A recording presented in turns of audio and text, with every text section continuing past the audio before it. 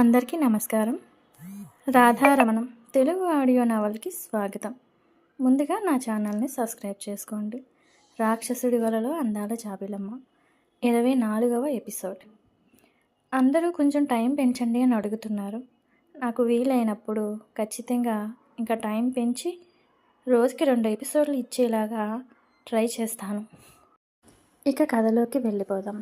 కేశవ జీప్లో వెళుతూ అప్పటి వరకు శ్యామ తన ఒడిలో ఉన్నదాన్ని తలుచుకుంటూ ఇంకా ఆ బండిలో శ్యామ నుండి వచ్చే పరిమళం వస్తూ ఉంటే తనలో తానే ఆ పిల్ల నా దగ్గర ఉంటే నన్ను నేనే మరిచిపోతున్నాను. అసలు నాకేమవుతుంది? ఎప్పుడు ఏ చలనం లేని నాలో కొత్తగా ఈ ఫీలింగ్ నాకు బాగా నచ్చింది అనుకుంటూ తన గుండె మీద చేయి వేసుకొని తడుముకుంటూ తనలో వచ్చిన మార్పుకి నవ్వుకుంటూ తన సైట్కి వెళ్ళిపోతాడు కేశవ. ఇక్కడ శ్యామ సోఫాలో స్పృహ లేకుండా పడుకుని పోతుంది. కొంత సమయం తర్వాత జమున బయటకు వచ్చి టీవీ ఆన్ చేసుకుని సోఫాలో కూర్చుందామని అనుకుని చూస్తే అక్కడ శ్యామ నిద్రపోతూ కనిపిస్తూ ఉంటుంది. జమున ఆశ్చర్యంగా శ్యామ వైపు చూస్తూ అప్పుడే కోపంగా మారిపోతూ, ఏంటిది, ఎప్పుడొచ్చింది, ఇలా ఆదమరిచి నిద్రపోతుంది, దీని బాబుగారు ఇల్లు అనుకుంటుందా ఏంటి, దర్జాగా పడుకుంది, దీనితో వెళ్ళిన నా కూతురు రాలేదేంటి, ఇది ఒంటరిగా వచ్చిందా అని కోపంగా అనుకుంటూ అక్కడ బాటిల్లో నీళ్లు ఉంటే అందులో సగం శ్యామ ముఖం మీద దిమ్మరిస్తుంది జమున. శ్యామ ఉలిక్కిపడి భయంగా లేచి కూర్చుంటుంది. తన పక్కన అటు ఇటు ఆ ఇంటిని అయోమయంగా చూస్తూ నేను ఇంటికి ఎలా వచ్చాను అనుకుంటూ తన ఎదురుగా జమున తననే కోపంగా చూస్తూ ఉండేసరికి పెద్దమ్మ అంటూ పైకి లేచి అది అది అనుకుంటూ జమున అంత కోపంగా తనని చూస్తూ ఉండేసరికి కేశవ సార్ తనని అక్కడికి తీసుకొచ్చి పడుకోబెట్టాడేమో, అదంతా పెద్దమ్మ చూసిందేమో, అందుకే తన మీద అంత కోపంగా ఉందేమో అని భయపడుతూ ఇప్పుడు ఏం చెప్పాలి పెద్దమ్మకి అనుకుంటూ టెన్షన్తో తన చేతులు వణుకుతూ ఉంటాయి. జమున శ్యామని చూస్తూ తన భయాన్ని చూస్తూ పర్వాలేదు, నేనంటే బాగానే భయపడుతుంది అనుకుంటూ ఏ అమ్మ మహారాణి గారు, బాగా నిద్రపట్టిందా లేక డిస్టర్బ్ చేశానా అని ఎటకారంగా అడుగుతుంది జమున. జమున అలా అడిగేసరికి తనని ఎవరు తీసుకువచ్చారో చూడలేదనుకుంటూ ఊపిరి తీసుకుంటూ అది పెద్దమ్మ, నాకు నిద్ర వచ్చేసింది, అందుకే అలా పడుకుండిపోయాను అని అంటుంది శ్యామ. ఇలా పడుకుంటే వంటగదిలో పనులు ఎవరు చేస్తాడే హా అని చిరాగ్గా అంటూ ఓ ఓ నాకు కాఫీ పెట్టి తీసుకురా అని అంటుంది జమున. అలానే పెద్దమ్మ అని కంగారుగా వంటగదిలోకి వెళ్ళిపోతుంది శ్యామ. వంటగదిలోకి వెళ్ళిన శ్యామ పెద్దమ్మ ఏమీ చూడలేదులే, అమ్మో బతికిపోయాను అనుకుంటూ ఆ వంటగదిని చూస్తూ తను ఉదయం ఎలా సర్ది వెళ్ళిందో అలానే ఉంటుంది. వంటగదిలో పని ఏమీ లేదుగా అనుకుంటూ ఫ్రిడ్జ్లో పాలు తీసి పొయ్యి మీద పెడుతూ సడన్గా కేశవ చేసిన పని గుర్తుకు వస్తూ ఉంటే తన శరీరం చెమటలతో తడిసిపోతూ తన పెదవులను తడుముకుంటూ కోపంగా సింక్ దగ్గరికి వెళ్ళి అక్కడ సబ్బు పెట్టి తీసుకుని దాన్ని పెట్టి పెదాలను తెగ రుద్దేస్తూ ఉంటుంది శ్యామ.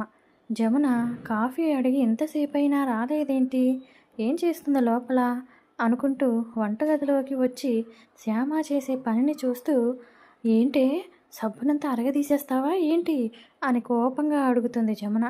తన పెద్దమ్మ పిలుపుతో అది పెద్దమ్మ ఏమీ లేదు అంటూ తన చేతులు కడుక్కొని చున్నీతో తన పెదవులను తుడుచుకుంటూ జమునకు కాఫీ పెట్టి ఇచ్చేసి తన గదిలోకి మెల్లగా నడుచుకుంటూ పైకి వెళ్ళిపోతుంది శ్యామ.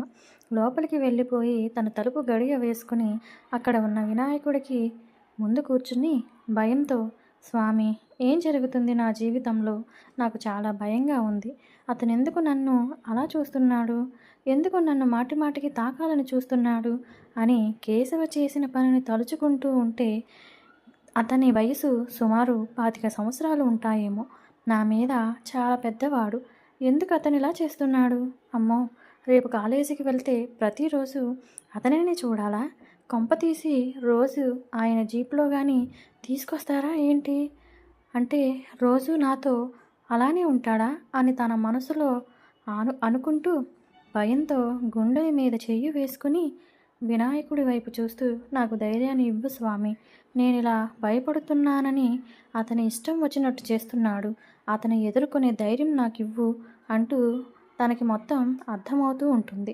కానీ ఒక ఆడపిల్లని నేను ఏం చెయ్యలేకపోతున్నాను, నన్ను అతని దరిదాపుల్లోకి కూడా వెళ్ళనివ్వకుండా చూడు స్వామి, అతను మళ్ళీ నాకు కనిపించకూడదు అని ఆ వినాయకుడి దండం పెట్టుకుంటుంది శ్యామ.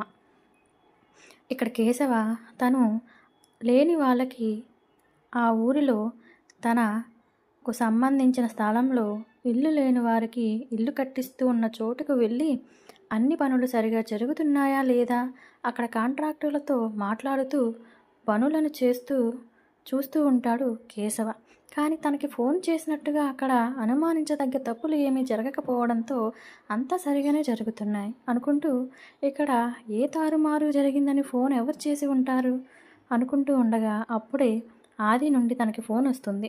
వెంటనే ఫోన్ లిఫ్ట్ చేసి, ఆది, మనకి ఎవరో రాంగ్ ఇన్ఫర్మేషన్ ఇచ్చారు, కాల్ చేసి నన్ను ఇక్కడికి రప్పించారు, అది కావాలని ఎవరో చేసినట్టుగా నాకు అనిపిస్తుంది అని కేశవ్కి చెప్తుంటే, ఆది, అవునన్నా, ఆ విషయం చెబుదామని ఫోన్ చేశాను, నువ్వు త్వరగా మన ఊరి చివరన ఉన్న దెయ్యాల దిబ్బ దగ్గరికి వచ్చేయి, వాడక్కడే ఉన్నట్టు నాకు ఇన్ఫర్మేషన్ తెలిసింది, నువ్వు త్వరగా వచ్చేస్తే మనం వాడిని పట్టుకోవచ్చు అని ఆది ఫోన్ పెట్టేస్తాడు.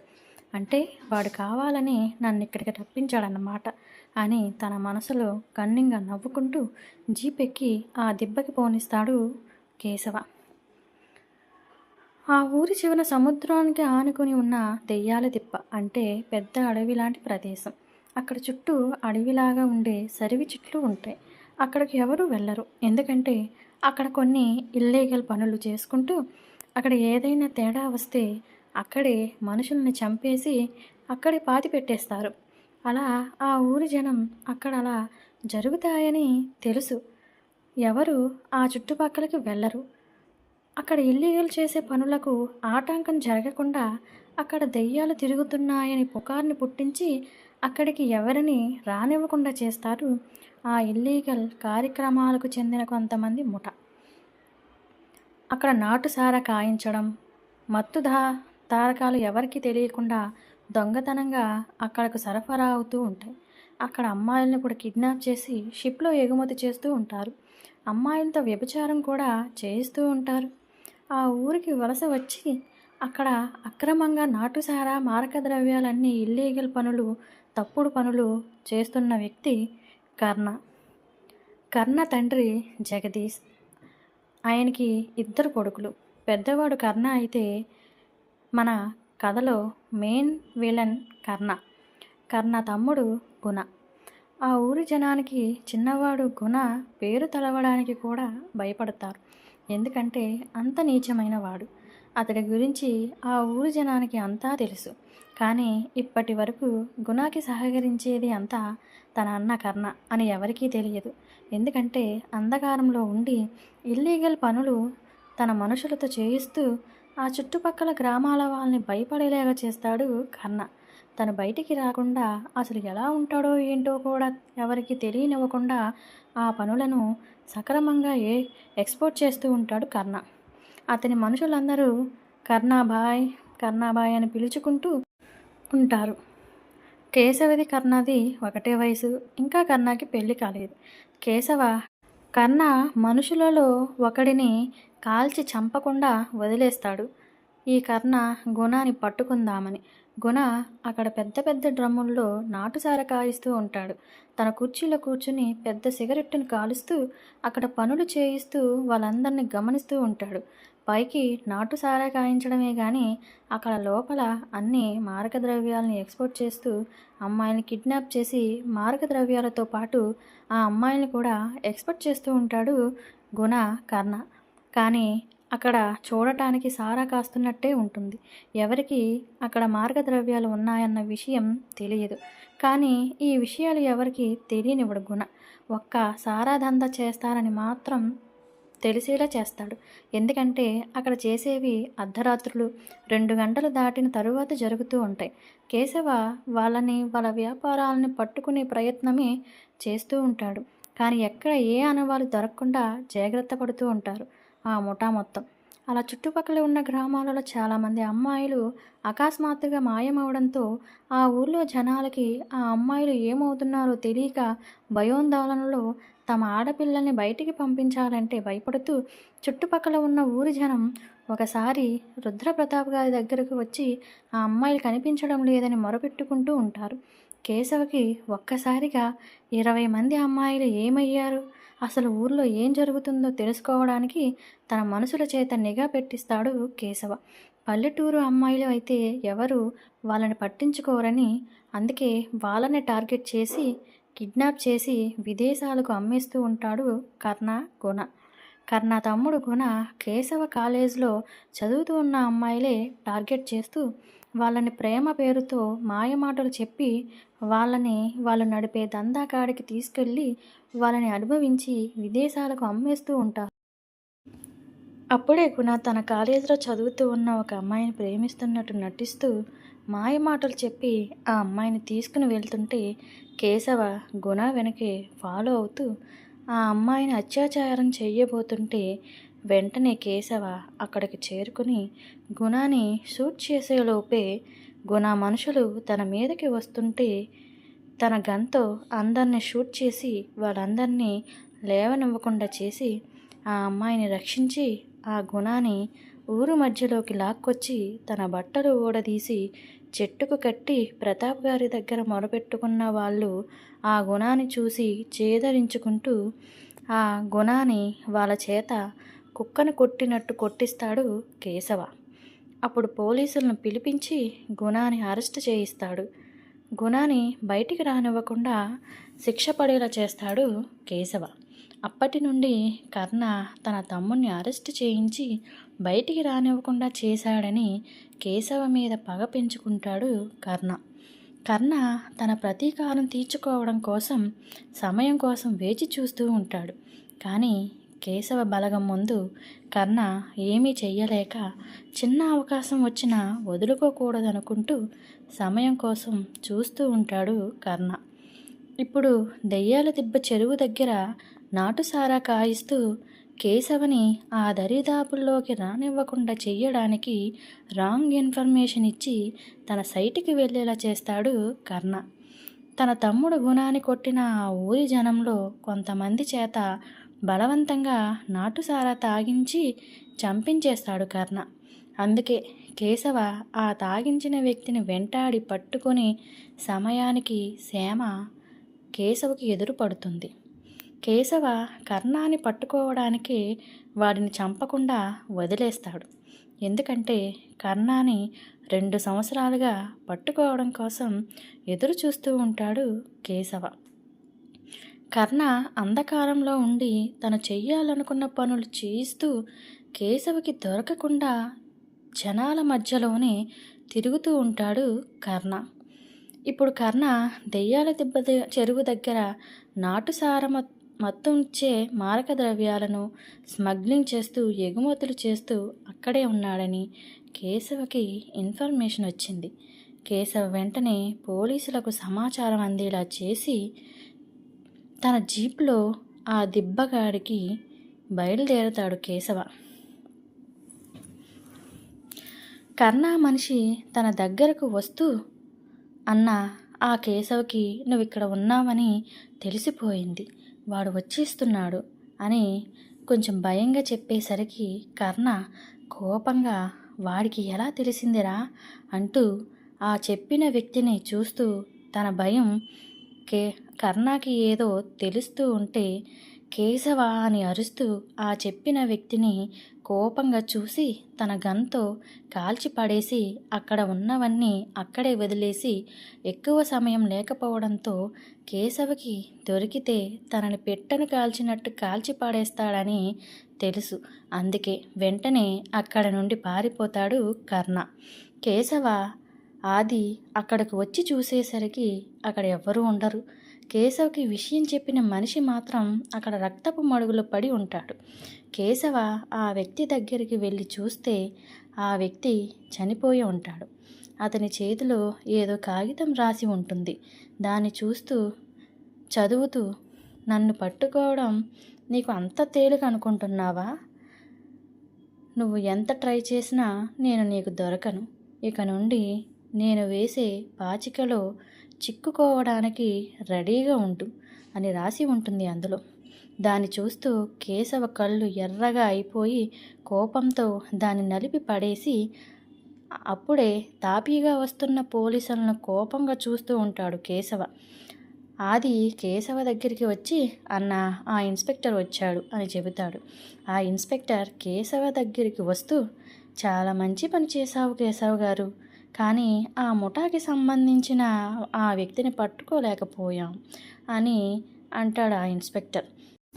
కేశవ తన జేబులో సిగరెట్ని తీసి వెలిగించి కాలుస్తూ ఆ ఇన్స్పెక్టర్ని చూస్తూ ఉంటాడు. ఆ చూపుకి అర్థం, మీరు చెప్పిన వెంటనే వచ్చి ఉంటే వాడు దొరికేవాడు. ఇంతసేపు ఏం రాజకీయాలు వెలగబెడుతున్నారు అన్నట్టు చూస్తూ ఉన్నట్టుంటుంది ఆ చూపు. ఆ ఇన్స్పెక్టర్కి కేశవ చూపు అర్థమై భయంగా, ఇక్కడ మేము చూసుకుంటాము సార్, మీరు వెళ్ళండి అని అక్కడ పోలీసులను అక్కడ పెద్ద పెద్ద డ్రమ్ములలో ఉన్న నాటు సారాన్ని మొత్తం నాశనం చేయించేస్తాడు ఆ ఇన్స్పెక్టర్. అక్కడ ఉన్న మొత్తం మారక ద్రవ్యాలను పోలీసులు స్వాధీనం చేసుకుని తర్వాత వాటిని ఆ పోలీసుల వ్యాన్లోకి ఎక్కించి వాటిని తీసుకుని ఆ పోలీసులు వెళ్ళిపోతారు. కేశవ మాత్రం ఆ సిగరెట్ను కాలుస్తూ జీప్కి జారబడి ఆ పేపర్లో రాసిన దాన్ని ఆలోచిస్తూ ఉంటాడు కేశవ. కేశవన్న, పద అని అంటాడు ఆది.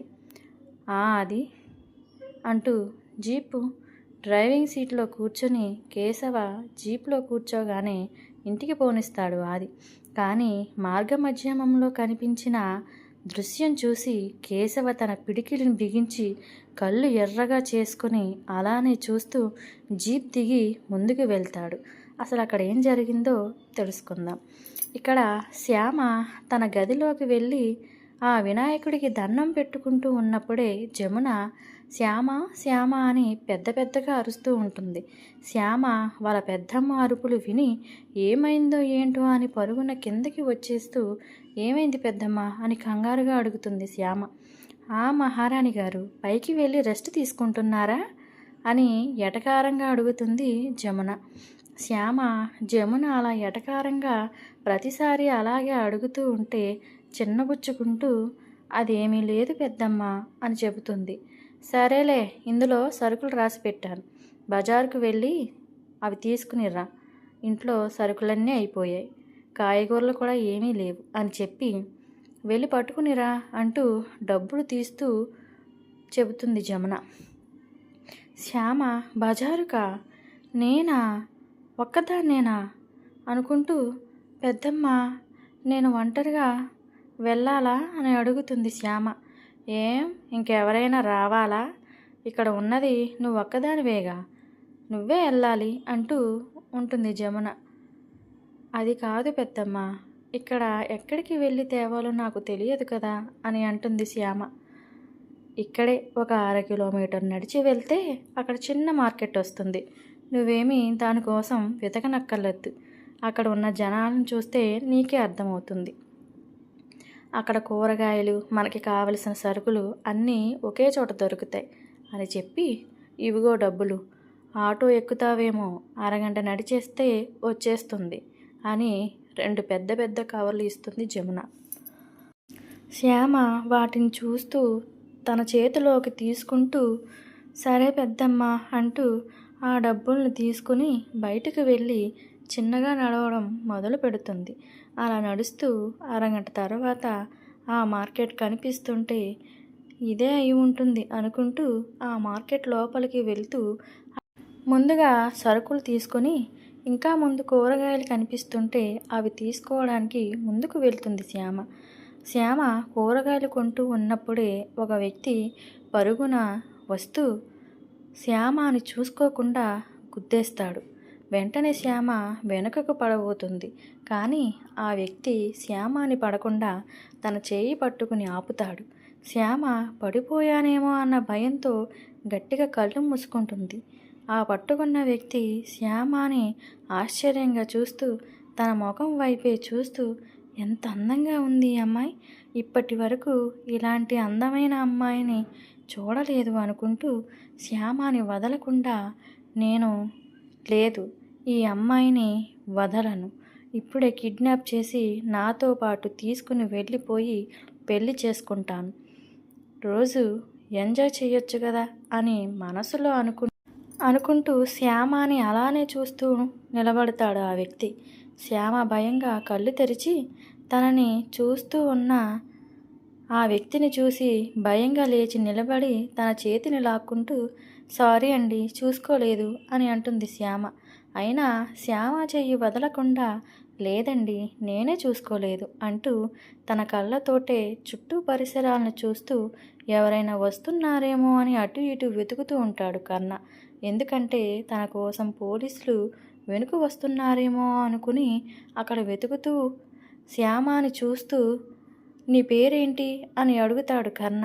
శ్యామ బెదురుగా చూస్తూ ఉంటుంది. ఈలోగా కొంచెం దూరంలో కేశవకి శ్యామ అక్కడ చుట్టుపక్కలే ఉన్నట్టు అనిపిస్తుంటే తన మనసు చెబుతూ ఉంటే అక్కడ జీప్ని ఆపమంటాడు.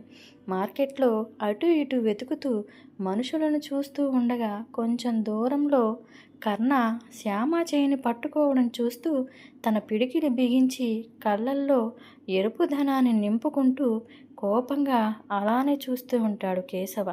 పక్కన ఉన్న ఆది కేశవ వైపు చూస్తూ కేశవ కోపాన్ని చూస్తూ ఎవడన్నా వాడు శ్యామను అలా పట్టుకున్నాడు, ఆ వ్యక్తి శ్యామకు తెలుసా, మా అన్న కళ్ళల్లో పడ్డాడు, వాడెవడో అయిపోయాడు అని అనుకుంటూ ఉంటాడు ఆది. కేశవ కర్ణ మాస్క్ పెట్టుకున్న మూలాన ఆ రూపాన్ని గుర్తుపట్టలేకపోతున్నాడు కేశవ. కానీ ఆ వ్యక్తి కొంచెం టెన్షన్గా అటు ఇటు చూస్తూ కంగారుగా ఉండడం గమనించి తన చేతి మీద ఉన్న సింహపు పచ్చపు బొట్టుని చూస్తూ గుర్తుపట్టి వెంటనే కోపంగా కర్ణ అని తన నోటితో చెబుతుంటే ఆది వెంటనే కర్ణ వైపు చూస్తూ అన్న వాడే పట్టుకుందాం పద అని జీప్ దిగుతూ ఉంటాడు ఆది. కేశవ శ్యామ కర్ణతో ఏదో మాట్లాడుతూ ఉండటంతో వీడు శ్యామతో ఏం మాట్లాడుతున్నాడు అంటే శ్యామ వీడికి తెలుసా అని మనసులోనే అనుకుంటూ జీప్ దిగి గన్న చేత పట్టుకుని కోపంగా శ్యామ దగ్గరికి నడుచుకుంటూ వెళ్తూ ఉంటాడు కేశవ. శ్యామ కొనసాగుతుంది. వచ్చే ఎపిసోడ్లో ఏం జరిగిందో తెలుసుకుందాం. నా ఛానల్ని సబ్స్క్రైబ్ చేసుకోవడం మాత్రం మర్చిపోకండి. నా స్టోరీ ఎలా ఉందో మీ అభిప్రాయంలో తెలపండి, షేర్ చేయండి, లైక్ చేయండి. నమస్తే.